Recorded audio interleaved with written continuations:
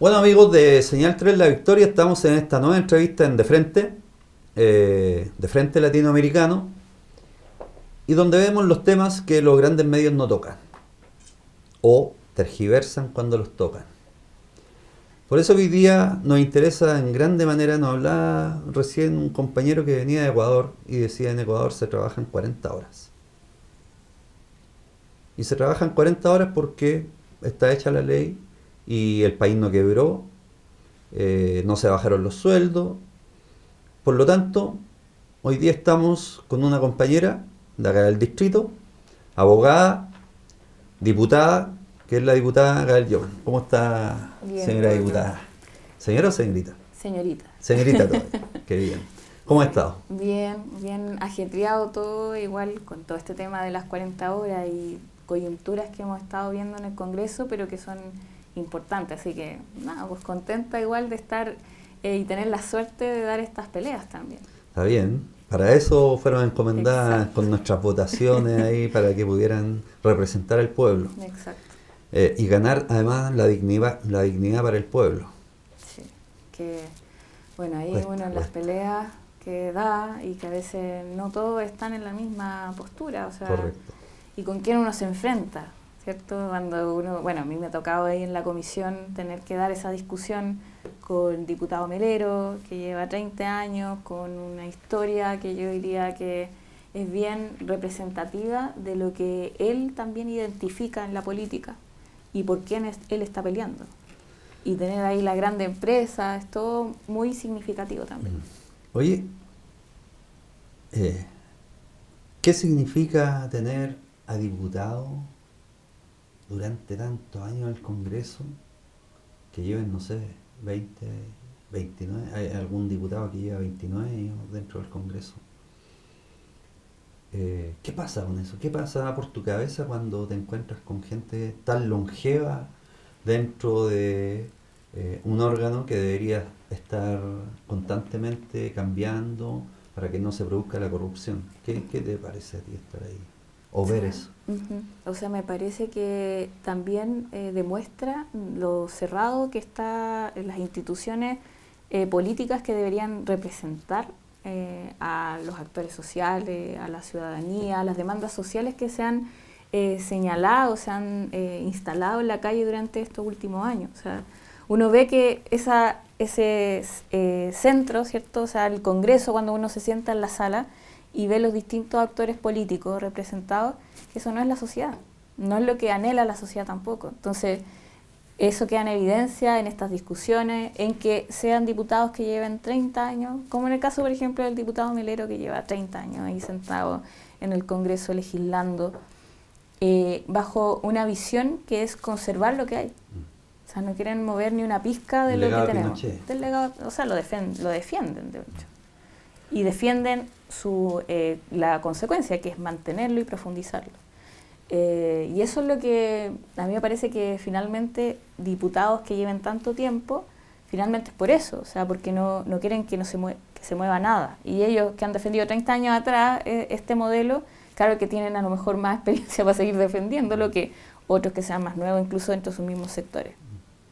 ¿Y cómo te has sentido dentro del Congreso? ¿Te has sentido agredida por estos personajes, ya que llevan tanto tiempo ejerciendo el poder, que te han tratado mal? No sé, me imagino que de repente te pueden haber tratado como niñita, usted que no cacha nada. De todas formas. O sea, la primera, yo he contado antes esta historia, pero que a algunos les llama más la atención que a otros. Pero cuando entramos a la Comisión de Trabajo, el diputado Melero, que yo lo menciono harto, pero es porque ha sido específicamente alguien que ha tomado este rol agresivo, a mí particularmente, contra mí. Y me señala, junto a la diputada Maite Orsini, que él tiene un libro que nos quería aconsejar para el debate de pensiones, que se iba a venir en lo pronto, entonces para que nosotros estuviéramos, en el fondo, informados. Claro, o sea, como dando a entender de que por nuestra edad, por ser mujer también, porque no le hizo ese mismo consejo a diputados igual de jóvenes que nosotros que estaban también en la comisión. Qué fuerte. O sea, eso ya también demuestra algo. Claro. Y bueno, yo creo que ahí al alero de todo el debate también que se ha dado en 40 horas ha quedado en evidencia que el diputado de alguna manera no solo tiene una diferencia política conmigo, o sea, el hecho de que yo sea la presidenta de la comisión que tenga que guiar el debate legislativo y también hacer avanzar proyectos que la ciudadanía quiere, que los trabajadores y las trabajadoras necesitan. O sea, yo creo que los deja así con una vena hinchadísima, o sea, me imagino que debe ser muy contradictorio también con él, o sea, con lo que él hace también en las comisiones. O sea, él lleva 30 años, tiene una figura y un posicionamiento bien de patrón de fondo, ¿cierto?, de mandar, de lo que ellos dicen se hace. Y están contrariados con nosotras y nosotros, en particular en este caso con nosotras, que somos varias mujeres en la Comisión de Trabajo, jóvenes, que estamos peleando por leyes y nos estamos enfrentando a ellos. A lo mejor están acostumbrados también, yo creo que eso es parte de la política, de los acuerdos, de los consensos entre la derecha y la concertación. Y piensan que la política funciona así, que no hay otra forma de hacer política. Como lo que pasó con Pepe Out, por ejemplo, que votó en contra de lo que ustedes habían propuesto para la ministra Rubio. Exacto. O sea, de un tema súper importante que tiene que ver con el abandono de la educación pública, con una ministra ideológica de la derecha. Es un pilar que yo creo que representa muy bien lo que ellos quieren en términos del modelo. ¿Y qué significa que Pepe Out, miembro de la nueva mayoría, haya votado en contra para ustedes? O sea, yo diría que demuestra lo poco cohesionado en términos políticos que es esto que se llama la oposición. Porque tenemos en algunos puntos coincidencia, es verdad, y también porque, o sea, nosotros del Frente Amplio somos 20 diputados, y con algunos tenemos mayor relación, por ejemplo, en este caso de las 40 horas, un proyecto de ley presentado por diputadas del Partido Comunista, entonces tenemos un objetivo común, y con otros parlamentarios también, del Partido Socialista, en fin. Pero eso no quiere decir que compartamos toda la política. Con algunos compartimos más, ¿cierto?, en términos de definición, y con otros tenemos total lejanía, o sea... ¿Como la democracia cristiana? Por ejemplo, o sea, y dentro de la democracia cristiana yo también, uno puede establecer distinciones. O sea, hay parlamentarios que efectivamente tengo mayor cercanía también porque votan similar a lo que votamos nosotros. Pero con otros, definitivamente no. Y esas peleas se ven, o sea, cuando hablamos, por ejemplo, de la reforma de pensiones o de la reforma tributaria, donde eran ejes centrales los que estábamos disputando. O sea, en la reforma de pensiones estamos diciendo mantener el sistema de FP en Chile o cambiar el modelo. Y muchos diputados aprobaron el mantener el sistema FP. ¿Es como lo del litio? Como lo del litio, que hay algunos que les da, yo diría, escozor, urticaria, cualquier cosa que se asemeje a la palabra expropiación o nacionalización. No, de hecho, o sea que, claro, ahí se armó todo un debate, porque efectivamente el proyecto no era para expropiar el litio, eso es verdad. Pero ya a mí lo que me da risa era que todo el cuestionamiento era porque, o sea, esto iba a llegar a la expropiación, como si fuera una cuestión, pero que es intocable, o sea, no podemos volver a eso, y así lo señalan algunos. Entonces, demuestra también que hay una diferencia, yo diría, importante. ¿Hay pactos secretos en el Congreso? ¿A qué te refieres, Polo? Como... Entre la bancada, no sé, del Partido Demócrata Cristiano con la derecha, y hay cosas que ustedes juran y que no pueden salir hacia afuera. O sea, nosotros al menos vamos en total oposición a eso, y creo que se nota también. O sea, el hecho de que tengamos diferencias con los diputados. O sea, yo hace poquito nomás vengo saliendo, hoy diría todavía inmersa en un problema por decir que en el Congreso hay acoso sexual y machismo. Hay algunos que no les gusta que uno diga eso, que les molesta, les da escozor. O sea, no no lo soportan. Y o sea, eso yo creo que demuestra que hay algunos que quieren callar y no transparentar ciertos debates y ciertas situaciones que sí se viven, ciertas relaciones que existen entre parlamentarios, que son de compadrazgo, de buenas ondas, de amistades, y que, ojo, yo no estoy diciendo que uno no pueda tener amigos buenas ondas, sino que eso signifique tapar ciertas cuestiones que pasan. Y siempre uno, no sé, pues también da para entender algunas situaciones. O sea que un parlamentario en un momento diga voy a votar a favor de un proyecto del gobierno sin mucha justificación. O sea que uno escucha sin argumento, dice no, es que yo no quiero caer en los extremos. O sea que eso no es un argumento, no es un argumento. O sea, esa es la calidad de diputados que tenemos en el Congreso. No, sí, diputados que no tienen argumento. Sí, hay bastantes diputados que no tienen argumento. Que van a dormir o que van a calentar la banca. Sí, como en el colegio. Como en todas partes, claro. En todas partes, o en el trabajo cuando no querías hacer bien la pega y te echáis para atrás y ves cómo pasa el tiempo para que te puedan pagar. Llegan tarde, súper tarde, llegan a votar, a marcar, no están en los debates. Y eso que no estoy contando toda la otra pega que debería tener un parlamentario en el distrito, en el territorio. Claro. ¿Por qué crees tú que el tema de las 40 horas el gobierno se empecinó en que rechazarlo? ¿Es porque lo plantearon estas diputadas comunistas o qué hay de trasfondo de esto? Yo creo que en parte a que me parece que Sebastián Piñera tiene una cosa media extraña me refiero como de reacción con Camila Vallejo. Eso se dice también, o sea, de que la figura de volver a recordar lo que fue el 2011, eso hay algo de eso también. Porque sus reacciones, o sea, las reacciones fueron del presidente, no fue de los ministros solamente, no fue como de los rangos que uno esperaría que estuvieran dentro de un debate así.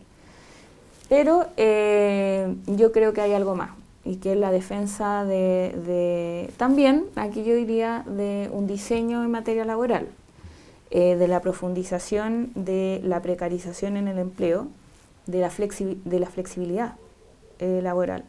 Que no solamente este proyecto que dicen que está en el Senado y que le van a presentar la indicación de las 41 horas promedio, no es solo eso. Parece estúpido. Porque que la Camila Vallejo planteara 40 horas y que el gobierno plantee 41 horas, o sea, queda como ahí. Oye, pero ¿cuál es la diferencia entre 40 y 41 horas? Y está en juego el modelo. Exacto. O sea, es que son dos modelos distintos. Uno que es poner en el centro a la y los trabajadores y su bienestar. Con las 40 horas. Con las 40 horas. Reduciendo la jornada de manera efectiva, o sea, se garantiza eso. Y otro proyecto que es de flexibilidad laboral, que las jornadas laborales más bien dependan del interés económico y de cómo se muevan el modelo también de que tenga el empleador. O sea, depende de las áreas de producción. O sea, por ejemplo, para alguien que trabaja en el área de comercio, de venta, hay ciertas horas en donde hay más ventas que en otras. Entonces, un empleador preferiría que trabaje específicamente esas horas, incluso que se vaya a su casa, como lo hacía un proyecto de ellos que presentaron, que era del Estatuto Laboral de Jóvenes, que era directamente para los jóvenes trabajadores, y en donde lo primero que señalaba el gobierno, claro, o sea, que vengan un ratito, vayan a estudiar, y después vuelvan de nuevo y se vayan, y es una cuestión que da total inseguridad para la y los trabajadores. Entonces, pero además está el tema de los trayectos, o sea, cuando tú te trasladas de un lugar a otro, corres más peligro trasladarte 2 o 3 o 4 veces que 2 veces. Claro. Entonces, o sea, el gobierno está apoyando que haya más accidentes de trayecto laboral que el proyecto de las 40 horas. Claro, y el desgaste, o sea, había otro una superexplotación del hombre, del ser humano. Formas. Y que o sea, está el tema del trabajo, que yo creo que es muy importante porque es muy evidente. O sea, el hecho de que una persona trabaje no solamente su jornada laboral, llegue a la casa, el empleador le hable por el WhatsApp, le diga, tienes que mandarme esto 24/7. O sea, está ahí 24/7. O sea, ya casi es mentira esto de que solamente se trabajen esas 45 horas laborales a la semana. Claro. O sea, si después tienes que responder, si el fin de semana tienes que responder, no hay límite. Y ojo que hay contratos donde te dicen, por el sueldo que tú ganas, 24/7. Claro. Eso quiere decir que estás dispuesto al empleador 24 horas del día, 7 días a la semana. Y Así si tienes es. que ir al trabajo el día sábado, el día domingo, vas a tener, No importa. y no te pagan horas extras, no te pagan Nada. Ese Para que la gente lo entienda, lo estoy Sí. explicando, porque hay gente que no lo entiende. Ujú. ¿De qué se trata esta liberalización del trabajo? Exacto. O sea que tiene una cara, ellos lo pintan con una cara súper bonita, que se supone que es uno, como trabajador, trabajadora, quien decide los tiempos. Que voy a estar en esto, voy a poder estar más tiempo con mi familia. No es- Y es el eso no es empleado. así, es el empleador. Y en otros países, y el punto es que siempre dicen, no, pero si en otros países esto se aplica, qué sé yo, la flexibilidad funciona súper bien. Claro, que son países en donde, Desarrollado.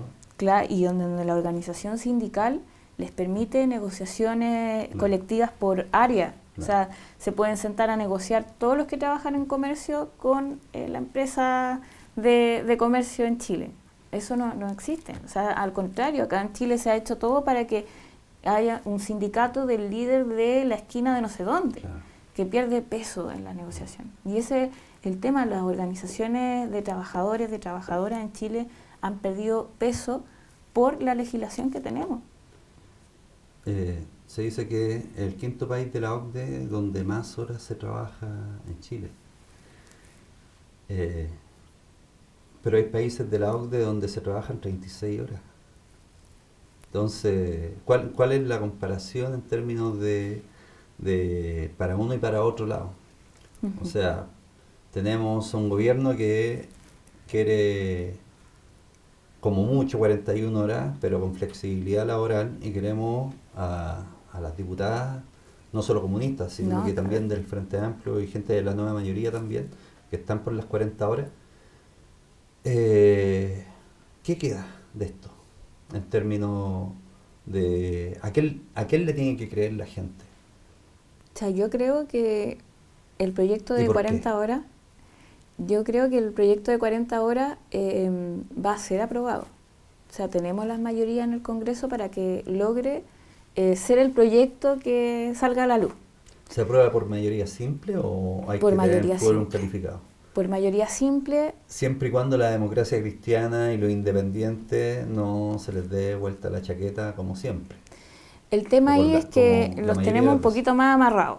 Ya. Y yo creo que es importante porque, o sea, que la forma que nosotros tenemos para amarrar a diputados, a parlamentarios en general, tiene que ver con el respaldo que logre un proyecto de estas características. Pero además vienen elecciones el próximo año. Vienen elecciones, este proyecto tiene un amplio respaldo a nivel Ciudadano, social, ciudadano. claro. O sea, hasta las encuestas que son del gobierno, de los amigos del gobierno, de la academia, de todas esas encuestas, aparece con resultados favorables. O sea, ya ni siquiera puedes mentir con sus encuestas.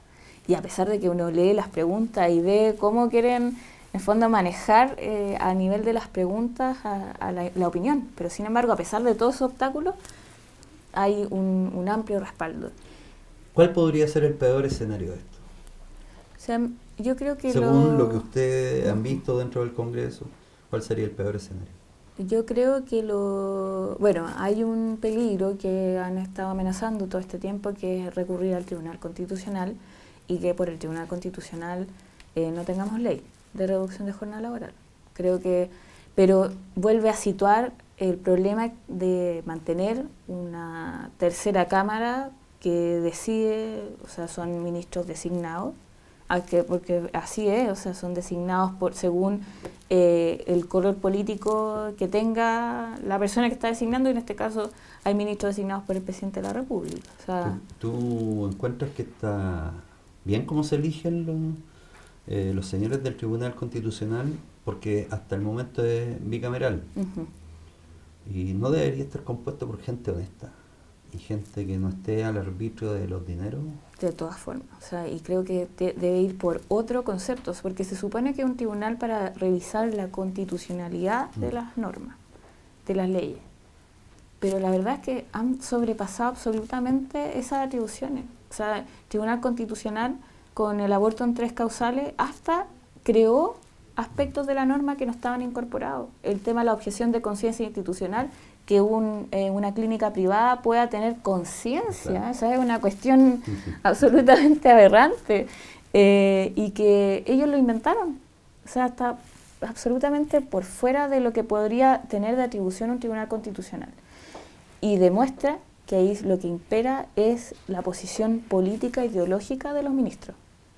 Y por eso la balanza está pésimamente, yo diría, equiparada. O sea, está cargadísima hacia un lado, que son minorías económicas, políticas, que mantienen lo que hay. O sea, y en esos términos yo creo que tenemos hoy día desafíos que tienen que ver con la Constitución, con el cambio constitucional, porque si no vamos a mantener esto como está. Por mientras podemos seguir avanzando en algunas cosas, dando pelea, generando esa fuerza necesaria para cambiar la Constitución. Y yo creo que todavía estamos un poquito lejos de esa fuerza.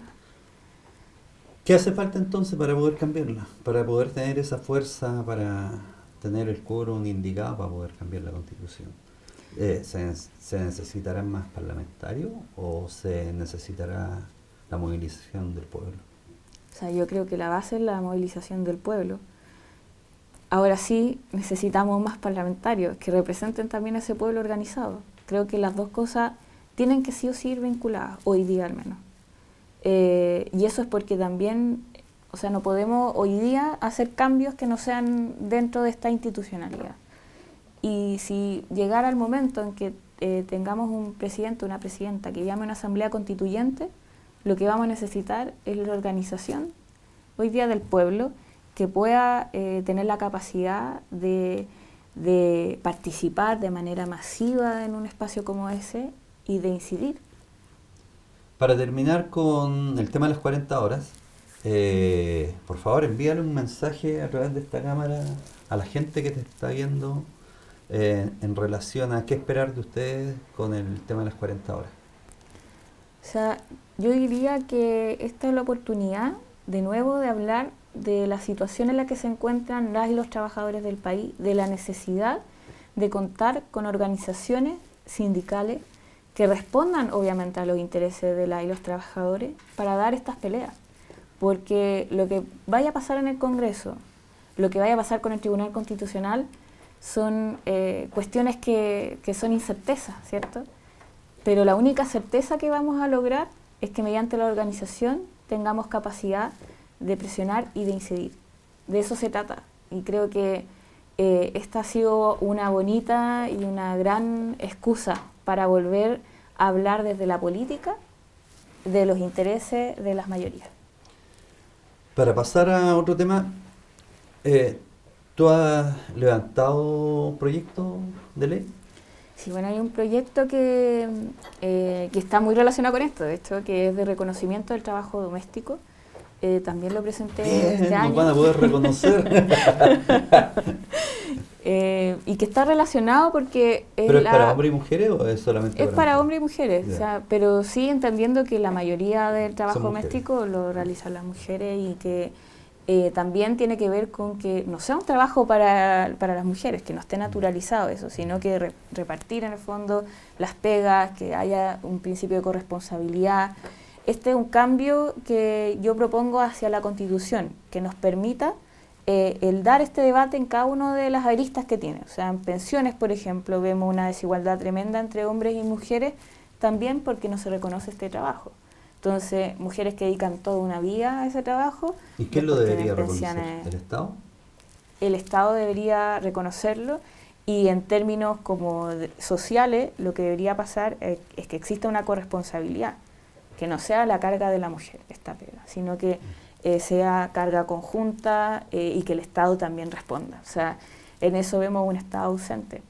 Y en esta materia yo creo que lo importante también, y por qué lo relaciono con 40 horas, porque con jornadas laborales tan extenuantes, sobreexplotadoras, llegar a la casa a una tercera o una segunda jornada laboral. Yo digo tercera porque puede ser porque hay algunos que trabajan en más de una pega. Mucha gente que trabaja en la mañana, después trabaja en la tarde. Exacto. Y con estas aplicaciones también, claro. Modelo gringo, trabajáis a las 5 de la mañana, después a las 10, después... Y tenéis como 3 o 4 trabajos en el día. Y cuando uno se hace cargo de las pegas que hay en la casa, o de la crianza de la y los hijos, claro. O sea, todos estos temas que se naturalizan mucho, pero no se discuten, no son parte de la política. ¿Y en qué está ese proyecto de ley? Ese proyecto, lamentablemente, cayó en la Comisión de Constitución, que es una comisión, pero con mucho proyecto de ley, es bien complicada para avanzar. Pero yo lo que sí he hecho, antes de dar ahí un salto, es que hemos realizado encuentros para conversar del trabajo doméstico en el territorio. O sea, hemos realizado distintos encuentros en distintos lados, hemos ido a colegios, a hartos lugares a hablar de este tema. Y hace mucho sentido. O sea, es una cuestión como muy de sentido común. O sea, no es algo como... Es como las 40 horas. Es como las 40 horas. O sea, es como... En esos términos yo lo asimilo porque... O sea, de verdad que es un sentir que no está hoy día incorporado en la política. Y bueno, pasaremos a un momento en donde yo pediré que ese proyecto de ley se ponga en tabla cuando tengamos también la presidencia de la comisión, que el próximo año la tiene el Frente Amplio, así que ahí vamos a tener más opciones. ¿Tú también estás desarrollando un proyecto hacia las comunas? Sí. En términos de poder acusar o... es que la palabra acusar suena como que... niño acusete. Claro. ¿No? Como transparentar exacto. Las pegas que no están haciendo las autoridades comunales. Exacto. ¿De qué se trata ese proyecto? O sea, esa es una campaña que hemos iniciado en las 6 comunas que me toca representar. Del sector sur de Santiago, comunas que tienen alcaldía en su mayoría, que demuestran un abandono también del Estado a la y los vecinos.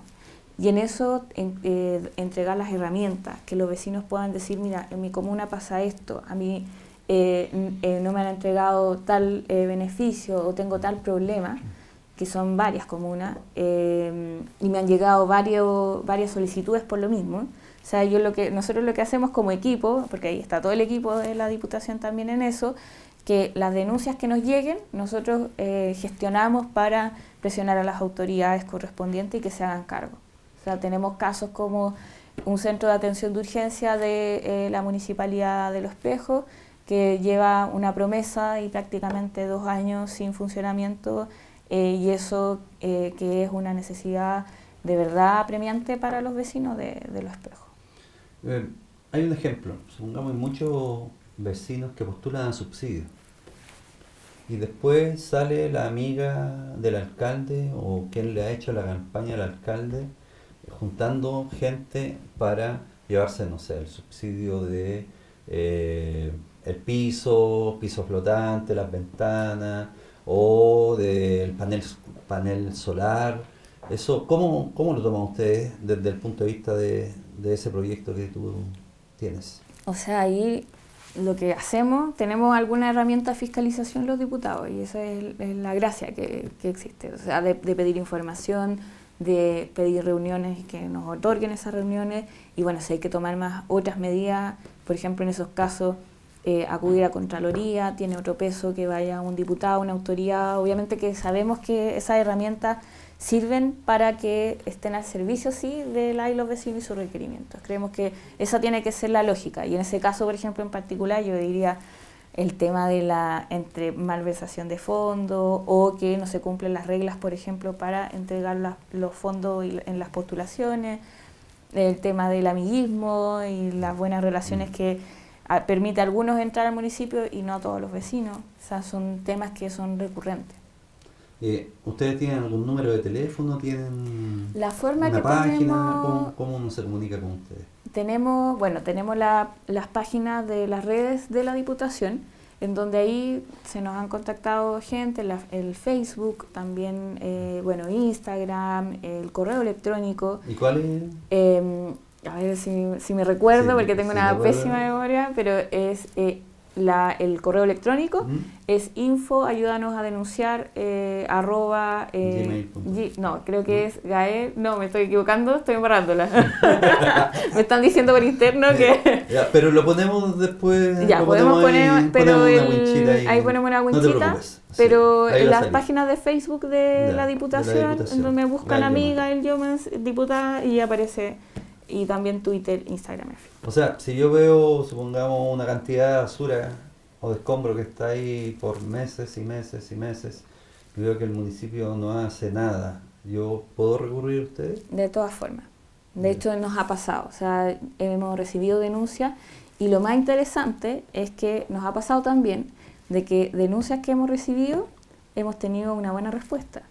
De municipios que no necesariamente tengamos una buena relación, pero que la presión ahí hace su buena acción. Así que tenemos para terminar esta entrevista, noticias. Quisiera hacerte la siguiente pregunta. Antes de terminar. ¿Con qué congreso sueñas tú? Bueno, yo creo primero en un congreso que sea representativo, democrático. No va a haber un congreso que sea así si el 50% de la población, que son mujeres, no están representadas en el congreso. No va a ser así si los pueblos originarios no están representados en el congreso. Ni tampoco las diversidades sexuales, ni tampoco estén representados las luchas hoy día que han levantado organizaciones y que son, yo diría, expresión de las demandas de la sociedad. Por ejemplo, la lucha por el agua o por la nacionalización de los recursos naturales. Entonces creo que hay amplios temas que no están dentro, porque en las mayorías no están representadas ahí, sino que simplemente están los que ganaron la elección. Y en este caso, claro, o sea, tenemos un presidente que ganó una elección por voto, en fin, pero que tenemos una gran abstención y hay que hacerse cargo de la abstención. Y mientras no esté representado el sentir de quienes se abstienen hoy día, creo que va a ser complejo de hablar de un congreso que sea realmente democrático. Y para terminar, por favor, nuevamente a esta cámara,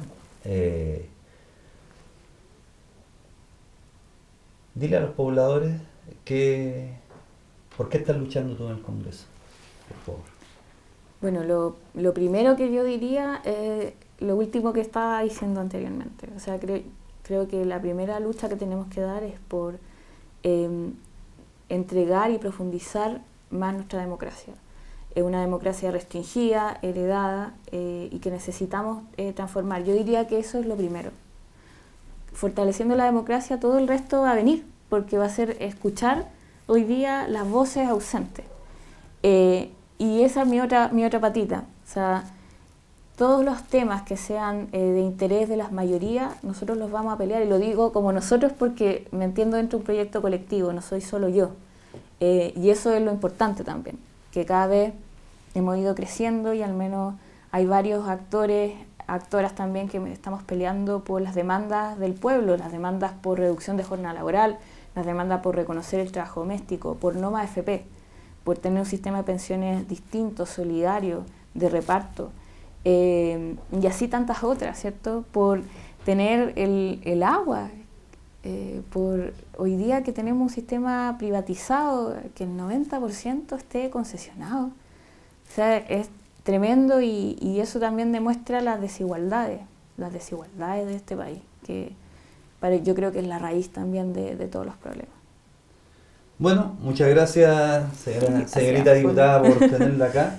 Gracias por estar en este programa. Usted sabe que después de haber tenido la conversación interna como señal, usted tiene las puertas abiertas para trabajar y para estar acá en entrevistas en el canal. No hay ningún problema. Y le queremos agradecer por haberse dado el tiempo de poder venir y estar con nosotros. Así bueno, a que, ustedes de verdad, gracias. muchas gracias, y de verdad cuentan también con todo el apoyo para dar esta pelea de la necesidad de democratizar también los medios de comunicación. Y en este caso el rol de los medios comunitarios es sumamente importante, y en eso tiene que haber un compromiso, porque si hablamos de democratizar, bueno, esta es un área que, diríamos todos, estamos de acuerdo con que absolutamente concentrada en manos de algunos pocos. Bueno, muchas gracias por estar acá y esperamos verla prontamente por estos lados y por este canal. Así será, pero... Bueno amigos, esta ha sido la entrevista a la diputada del distrito, Gael Jomans. Es necesario hablar con nuestros diputados para poder tener la película clara en torno a qué se está discutiendo en el Congreso y hacia dónde vamos y qué es lo que queremos.